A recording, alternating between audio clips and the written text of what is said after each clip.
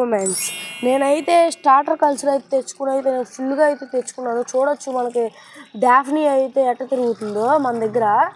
ఇదైతే మనకైతే ఫుల్గా అయితే అయ్యింది. దీన్ని అయితే 2 టబ్స్ కింద అయితే నేను మార్చుకుంటున్నాను. ఈ 2 టబ్స్లో అయితే నేను ఇప్పుడు మొత్తం అయితే డాఫ్నీ అనేది స్టార్టర్ అయితే వేసుకుంటాను. చూడొచ్చు మనకైతే వాటర్ అయితే ఇక్కడి నుంచి అయితే వస్తున్నాయి నీళ్ళు. కానీ ఇక్కడికైతే నేను సరిగ్గా పెట్టలేదు. చూడొచ్చు వీటినైతే నేను కవర్ చేసి అయితే పెట్టుకున్నాను. ఫస్ట్ అయితే దీనికి పెట్టుకున్నాను కానీ దీంట్లో నుంచి అయితే పద్దాక నీళ్లు కారిపోతున్నాయి అని చెప్పి దీనికైతే పెట్టుకున్నాను. దీనికి కూడా నీళ్ళు కారిపోతున్నాయి కానీ గట్టిగా అయితే కొద్దిగా ప్లాస్టర్ వేసాను కాబట్టి ఇక్కడికైతే నీళ్ళు వస్తున్నాయి.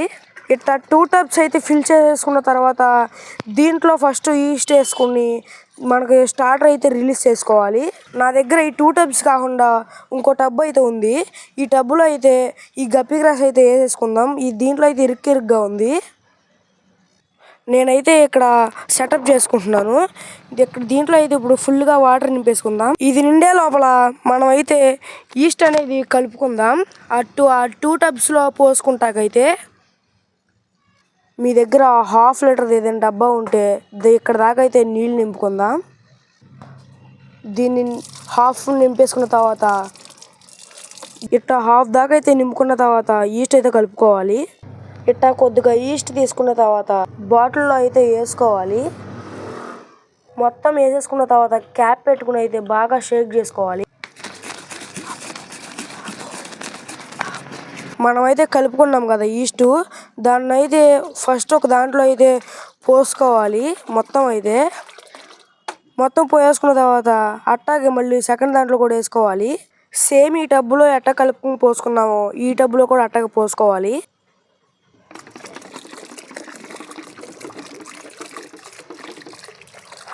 పోసేసుకున్న తర్వాత స్టార్టర్ అయితే తీసుకుందాం 2 టబ్స్లోకి. చూడొచ్చు మన దగ్గర అయితే డాఫ్నీ ఎంత ఉందో. దీన్ని అయితే స్టార్టర్ కింద అయితే 2 టబ్స్లో అయితే వేసుకుందాం.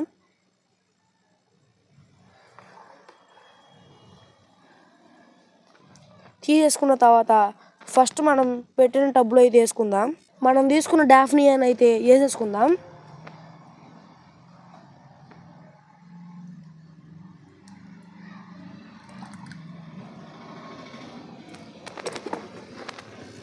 మళ్ళీ ఇంకొద్దిగా స్టార్టర్ అయితే తీసుకుని దీంట్లో కలిపేసుకుందాం.